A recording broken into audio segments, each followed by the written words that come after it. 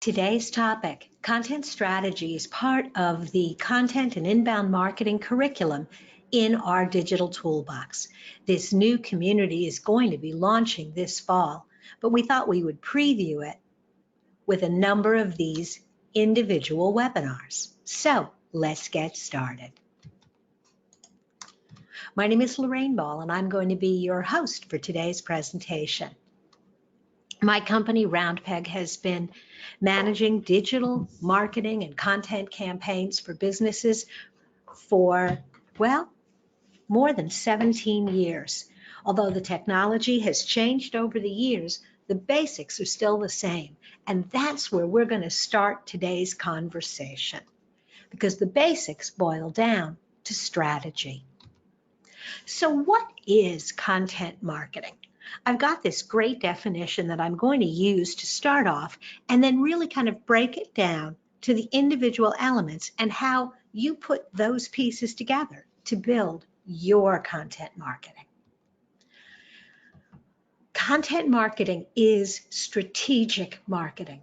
It is designed to help you identify and attract and retain a clearly defined audience. And really the key words there are definitely the clearly defined audience, because content marketing does not work if you take a mass marketing approach. If you think that everybody and anybody is your customer and they all will respond the same way, you are going to create mediocre content that no one wants. Content marketing involves creating and distributing valuable, relevant, and consistent content to ultimately drive customer action. Valuable, relevant, and consistent. The only way you can decide if something is valuable and relevant is if you know who you're talking to, thus referring back to point one. Consistent. If you're going to do this, you have to have a plan to regularly produce content. And you need to know what action you're trying to drive. Because content marketing does drive action if it's done right. Now, action is not necessarily always a sale. Action may look like any one of these things. It may be getting a customer to click and download something and give you their contact information. Maybe it's call or schedule a demo or an appointment, or maybe it's simply to come into your retail establishment and browse. These are the intermediate steps that content marketing is really great at delivering and moving prospects through your sales funnel so that eventually you will generate revenue, or if you're a nonprofit, donations. But it is this funnel approach that is really at the heart of content marketing. This idea that you introduce information that appeals to a prospective customer, that gets them to sign up for a newsletter, watch a video, learn a little bit more, and eventually they buy. And here's the trick. 57% of all purchase decisions are actually made before a customer talks to a supplier. So if customers are making their mind up before they ever talk to you, how can you help them make their mind up to do business with you? That's what content marketing does. That's what great blog posts and informative videos really do. They help customers see you as the right choice. So by the time they pick up the telephone, they've already made up their mind. And this is a really interesting statistic. By the year 2020, 85% of consumers will manage relationships with a business without interacting with a human. Think about that. How many times do you go to find out something about your electric bill or your lawn service, You don't really talk to a person. You fill out an online form, you get a message back, you get involved in a chat. You don't really talk to human beings anymore. And so content marketing, frequently asked questions, and other relevant tools that inform and engage your customers help you manage these relationships when there are no people involved in the process.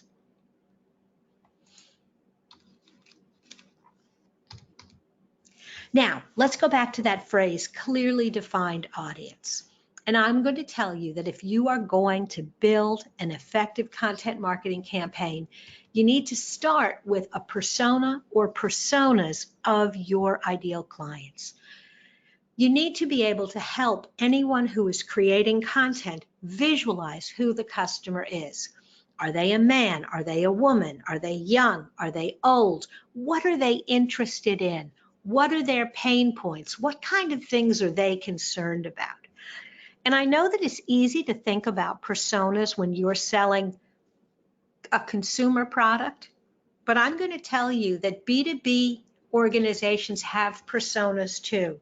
If you're calling on business owners or large corporations, who's making the purchase decision and what's important to them? What level of education do they have? What kind of things are they going to be interested in? And once you have this persona, it's easier to start thinking about, well, what would they care about? And where do they go for information? Because everybody these days, when they need information, is heading to the internet. Maybe they're heading to social network sites. Maybe they're going to YouTube. Maybe they're just doing research online.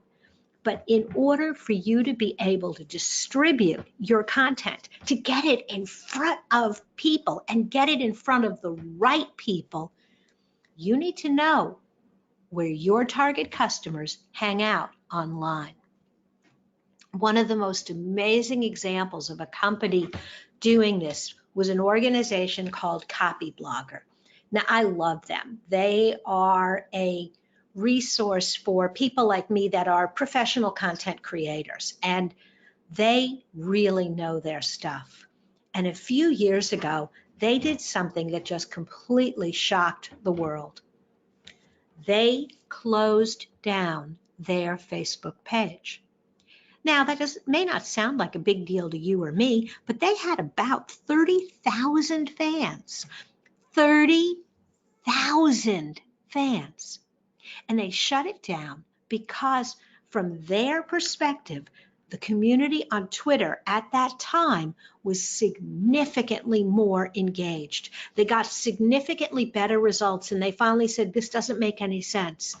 We can spend time on Twitter or where we're getting results, or we can keep pumping content into Facebook and not get any results. And they finally said, you know what? It's not our job to tell our audience where we live. It's to grow communities where they live. If our audience wants to interact with us on Twitter, well then, by golly, we're going to be on Twitter.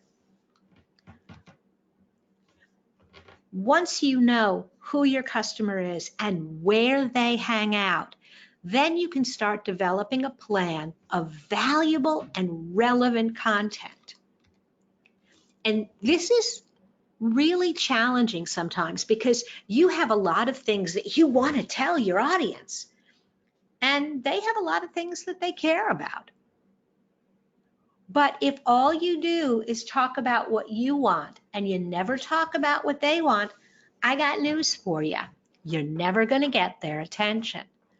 What you actually want to do is look for what's called the content core, the place where information that your customers are interested in overlaps with information that you want to talk about.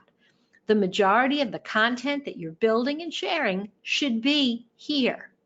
This earns you the right and earns you the attention that allows you to sometimes talk about some of these other things as well.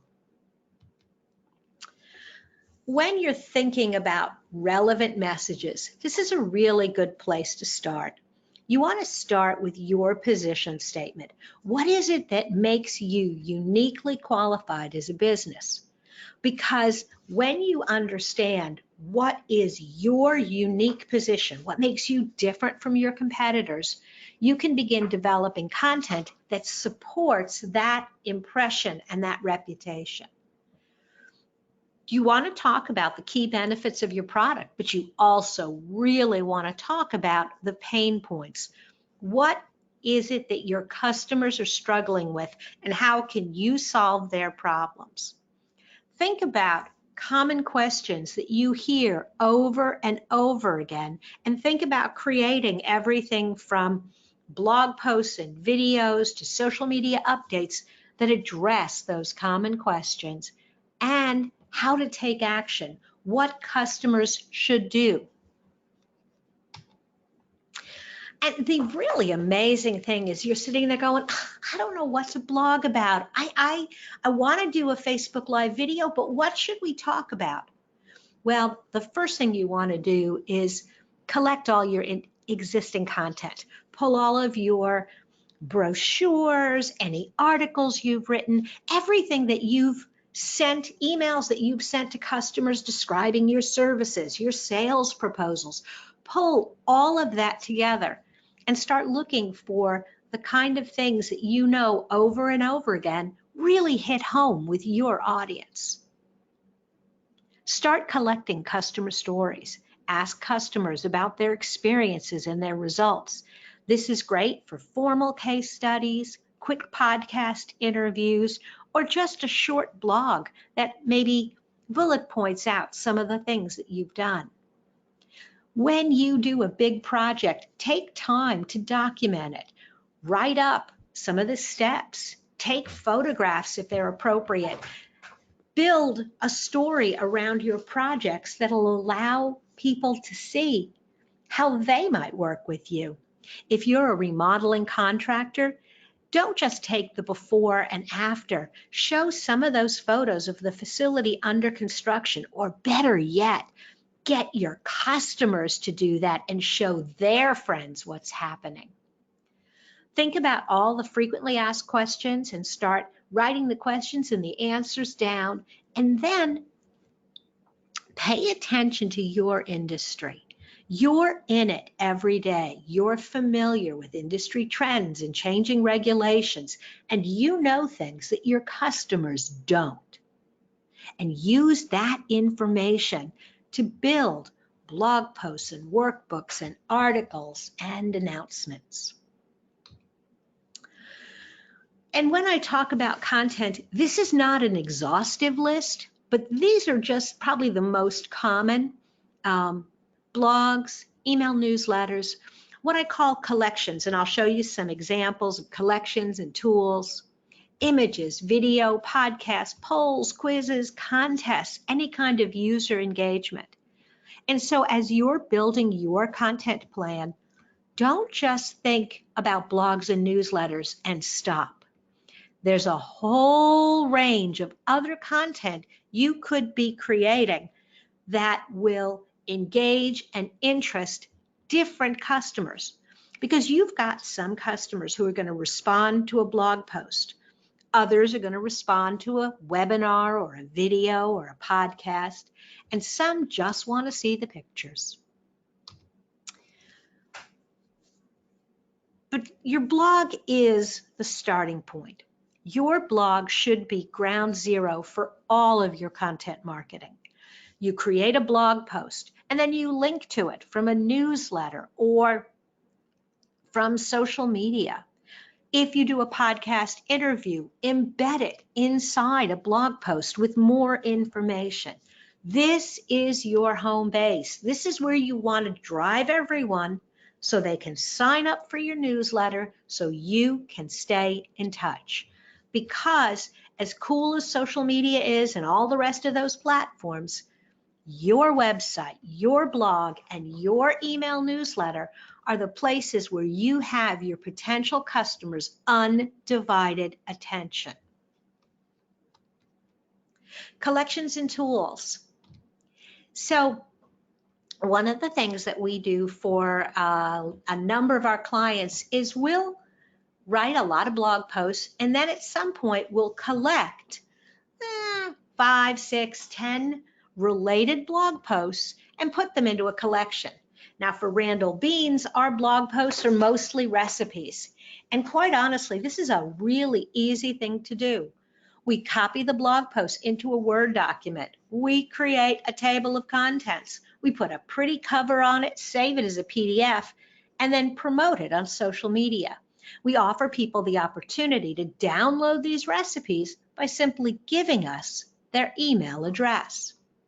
Tools, these are also can be promoted exactly the same way you do your collections, but here what you're doing is you're offering potential customers an opportunity to download a tool that will allow them to do something on their own.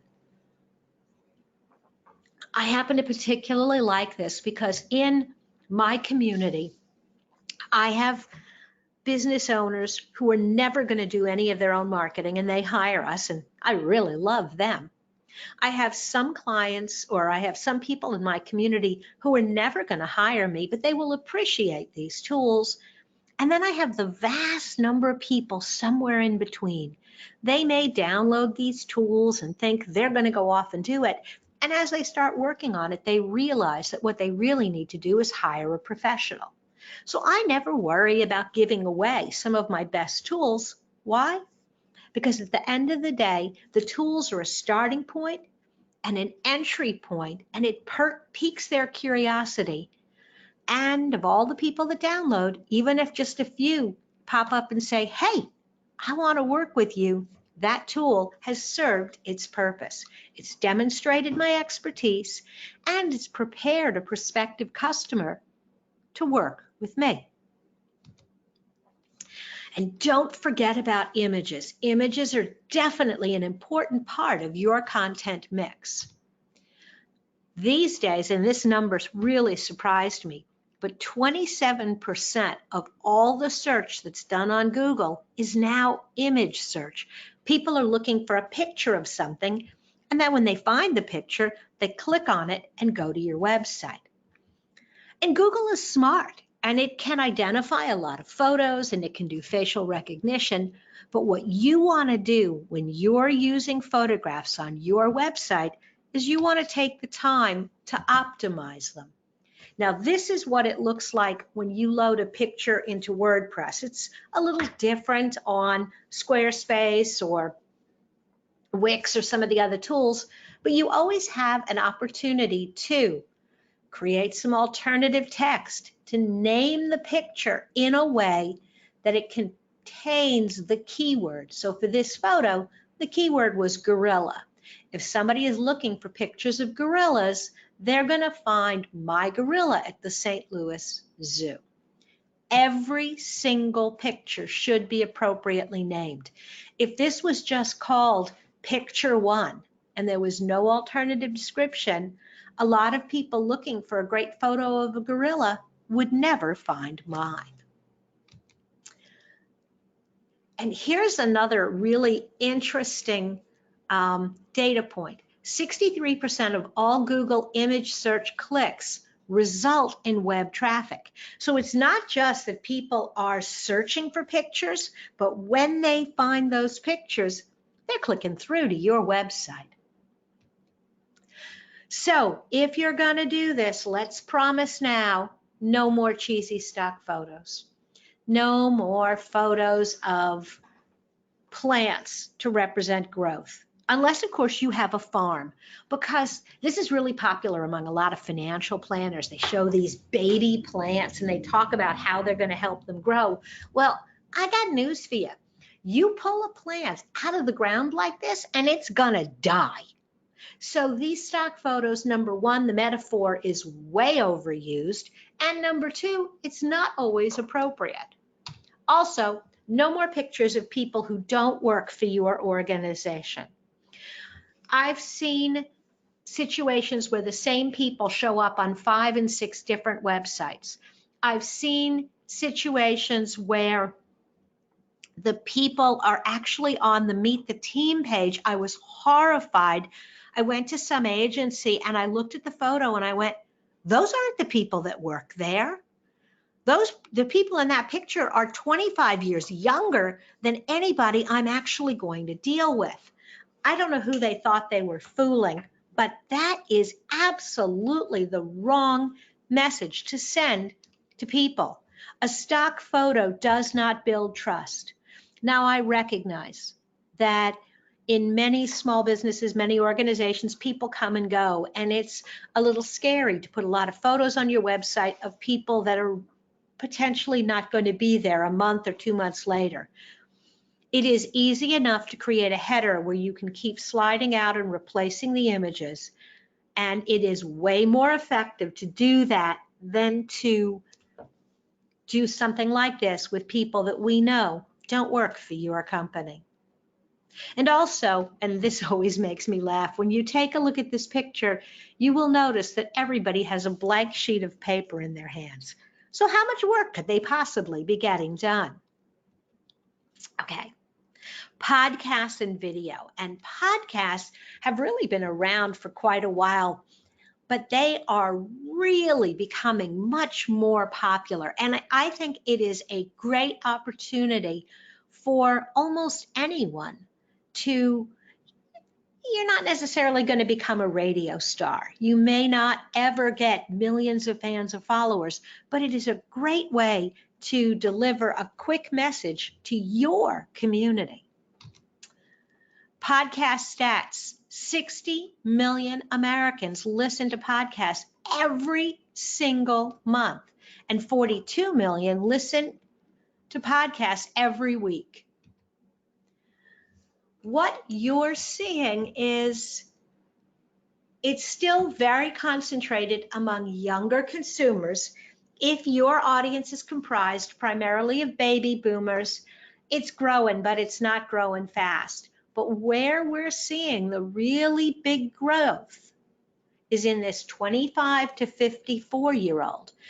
And let's face it, for many of you, that's where your customers are probably falling.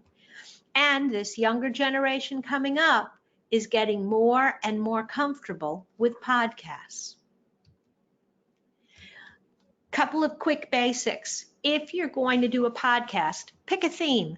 Figure out what your show is going to be about. Spend some time listening to other podcasts and getting a sense of what's involved. Spend a little money and get a good microphone. You don't have to have studio quality soundboards. I record these webinars and podcasts using a Yeti microphone. I spend about $125 on it, and it is fabulous. You want to have a quiet recording space. And if you've got a lot of wood, and we have a lot of wood in our office, we'll throw down blankets and pillows to absorb some of the sound and make it sound a little bit warmer. And as you're creating your podcast, go ahead and record a few episodes, and then be sure that you commit some time to editing them, and you've got to pick a hosting and distribution platform.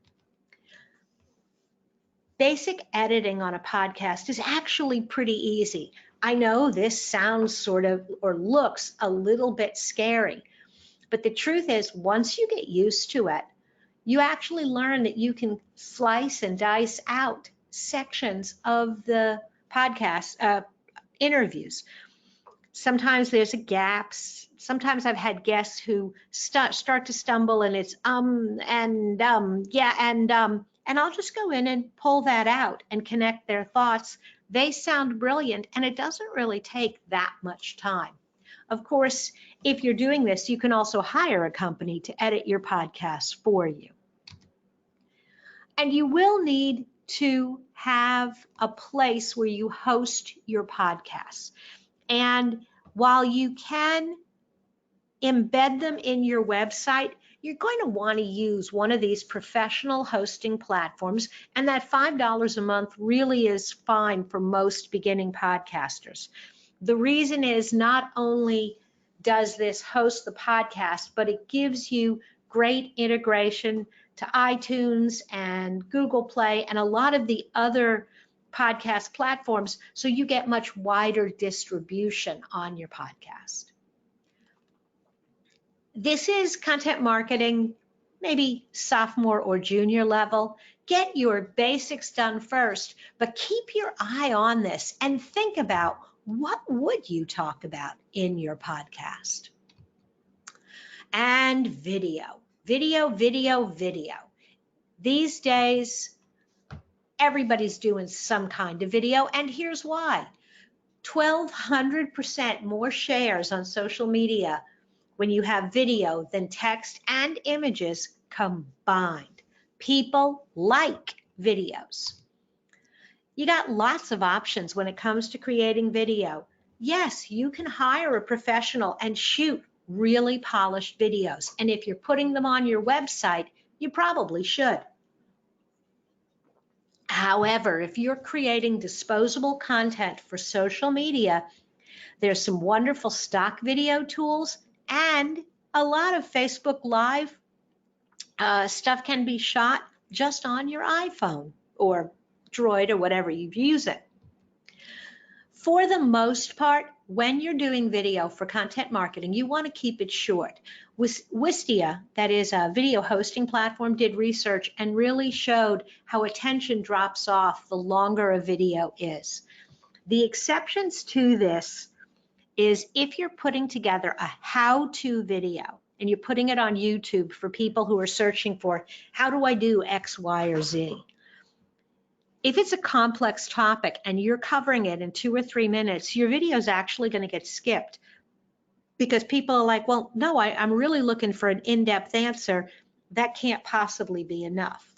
So what we see on YouTube is very short, entertaining videos and longer how-to videos. Stock photography. This is something, or stock video, that we're using pretty effectively for these little 15-second teasers and 30-second teasers. I am going to play this, and I'm hoping that the audio works correctly.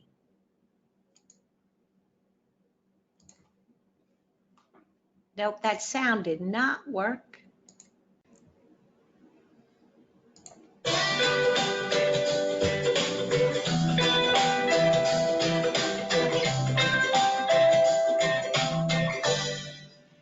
So this was a really fun video, and we put it on Facebook and even put a $5 boost underneath it and got great interaction because people really enjoyed. It was funny, and the connection to our client made a lot of sense. A lot of these stock video programs you can buy and spend $20, $25 to download the stock video and even use their tools to build your own custom video. And it's a lot less expensive than hiring a production crew to shoot that video.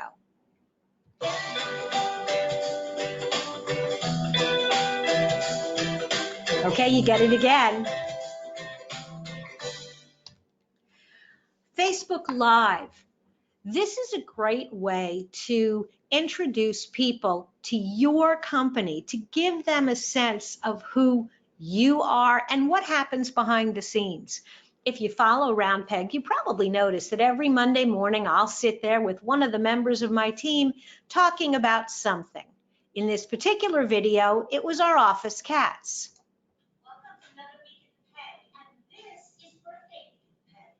Today is Stacy's birthday. Happy birthday. Thank you. Tomorrow is my birthday. And then on Thursday, I know you think it's the birthday of America, but it is also Glad's birthday. Happy birthday, baby. Now, that may seem a little funny for you, but for the people that know and love Round Peg, they got a kick out of it. What's the advantage to sharing something like that in the news feed? When our fans like and share this kind of content, the next time we put a video up in the timeline, Facebook is more likely to organically share that video. And the next Live at the Peg can be a more informative conversation about a marketing trend. And so by alternating between fun and serious on our Facebook Lives, we are able to maximize the exposure we get on the Facebook channel. If you are going to do Facebook Live, you have to follow the 5 Ps. You want to promote, you want to let people know when you're going to be live. You want to prepare. That doesn't mean that you have to rehearse and know exactly what you're going to say, but you should have a good idea, kind of an outline of what you're going to talk about so you can get it done in just a few minutes. You want to practice. You want to practice with the tools. You want to make sure that your microphone works. You want to take a little bit of video to make sure that there's nothing weird in the background. The thing that makes Facebook Live work is that it's personal and it gives you people a sense of who you are and the post show. The truth is that video shot on Facebook will get significantly more views after it's gone live. A lot of people won't be online when you're doing your video, but they'll drop in after. And also, you can download the videos. You can upload them to YouTube. You can upload them to LinkedIn. Now, if you're going to use the video on other platforms, you want to make sure that you're holding your camera horizontal and not portrait. If you're just going to do it on Instagram and Facebook, you can do the portrait view. So think a little bit about what your post-show usage is going to be. And finally, I want to talk just briefly about other people's content in your content plan. Up until now, I've been talking exclusively about videos you create, photographs you take, blogs you're writing, etc., etc. But the truth is, you've got a community. You have customers and prospects, and they're creating content. Why not encourage them to create content about you? 85% of consumers spend money online, and they spend it when online recommendations support offline advice. So I'm considering going to a restaurant. I read reviews on 3 restaurants. I'm looking for a heating and air conditioning contractor. I read reviews. I'm traveling. I look for reviews on TripAdvisor. I'm going to buy a computer, and on and on and on. And so in almost any business, if you can cultivate reviews on your Google My Business page, on your Facebook page, if you can get customers to write about you, number one, it is more authentic than anything you can say about yourself. Number two, it's likely that customers are going to use the words that other customers will use to search and find a business like you. Number three, it boosts your credibility in the eyes of a prospective customer. But reviews are only one type of other people's content. There's also something called crowdsourcing, and this is where you invite people to send you information. And why is crowdsourcing so valuable? Well, these are my 3 top reasons. The first is authenticity you can't fake. No matter how hard you try, you can't really write in the voice of your customer. It's always going to sound a little more salesy and a little more preachy. You're going to learn things about your product and your audience that maybe you would not have known otherwise. And crowdsourcing is a great way to get engagement. Let's take a look at 3 examples. The first on this idea of authenticity you can't fake. There was a movie that came out entitled The Fault of Our Stars, and it was based on a very popular book.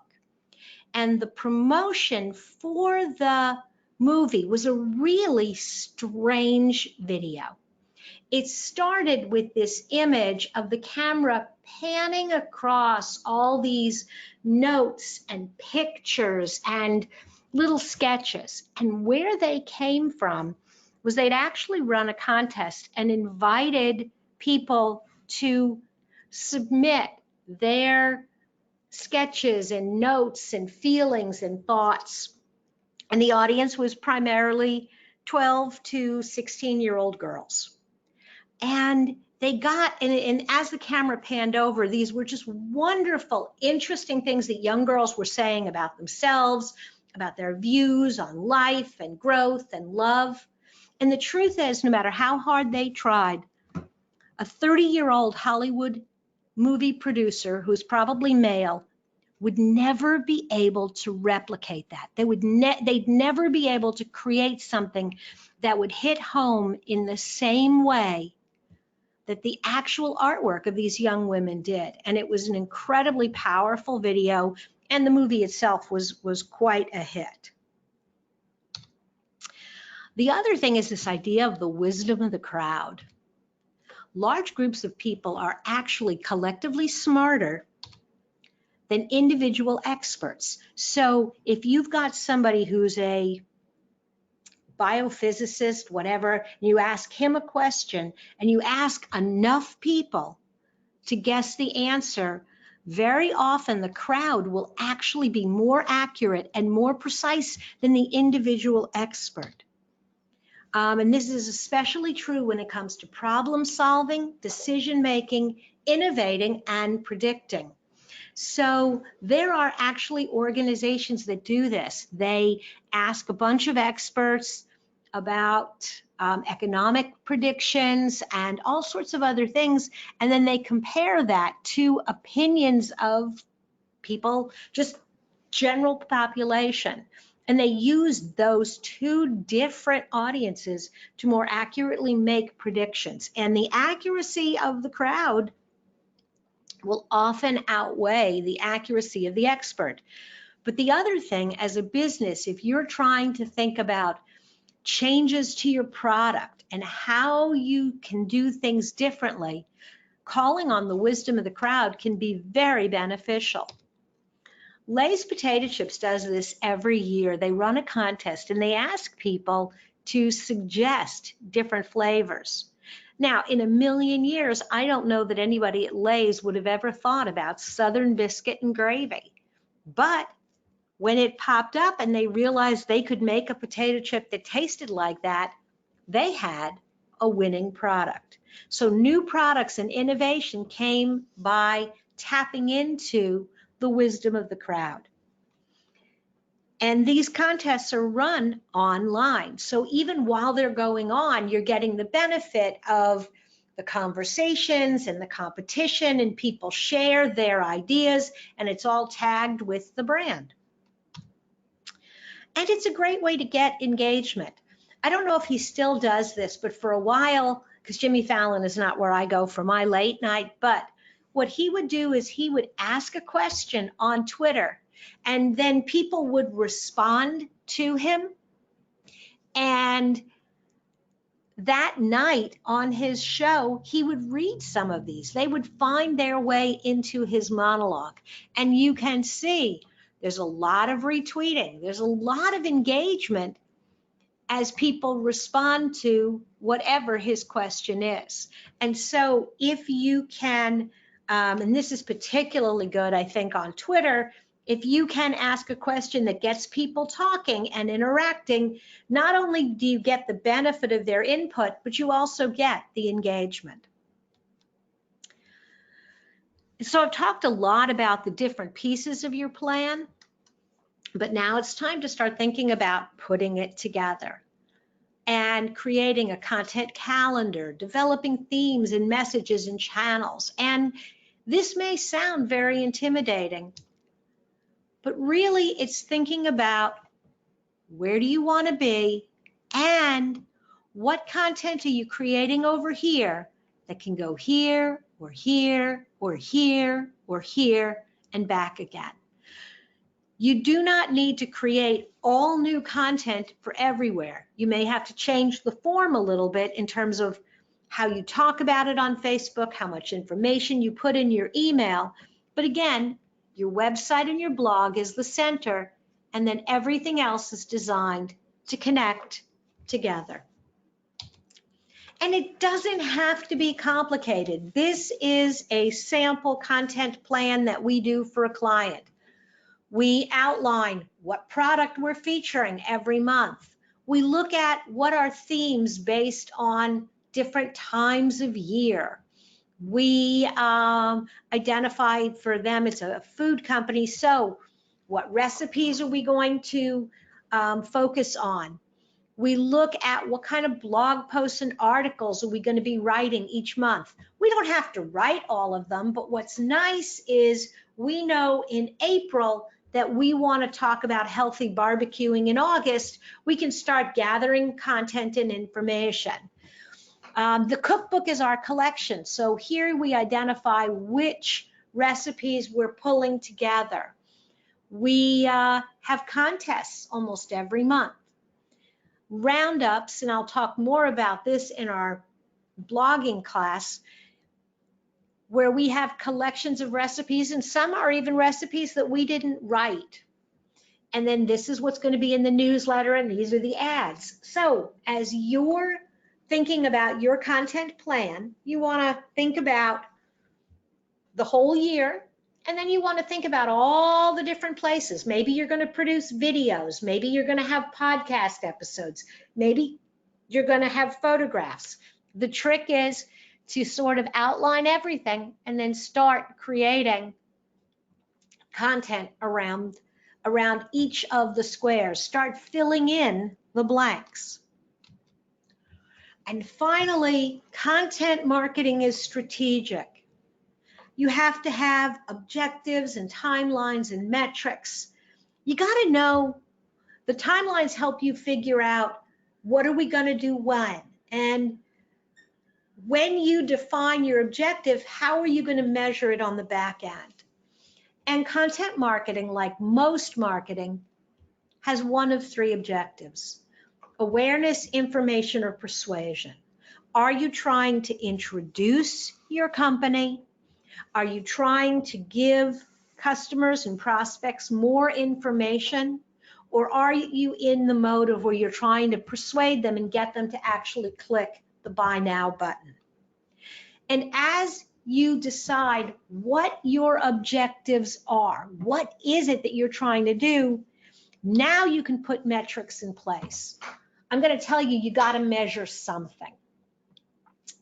If you are simply trying to identify awareness, looking at fans and followers and social engagement, and even web traffic starts to tell you, yes, we're getting awareness. People are beginning to hear about us and beginning to know what we do.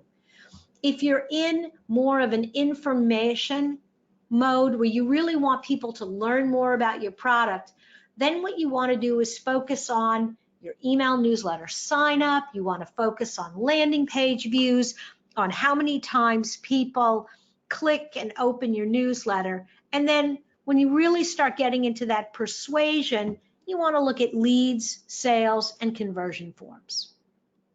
Now, this particular chart comes from our annual internet marketing study. And what we've seen since 2012 is across the board a decline in metrics. I find this to be really disturbing because I don't know whether it's that businesses are getting lazy, they're getting comfortable, or they just think that you really can't connect digital marketing to results. You can. And so as you're mapping out your digital marketing plan, you need to make sure that you put measures in place.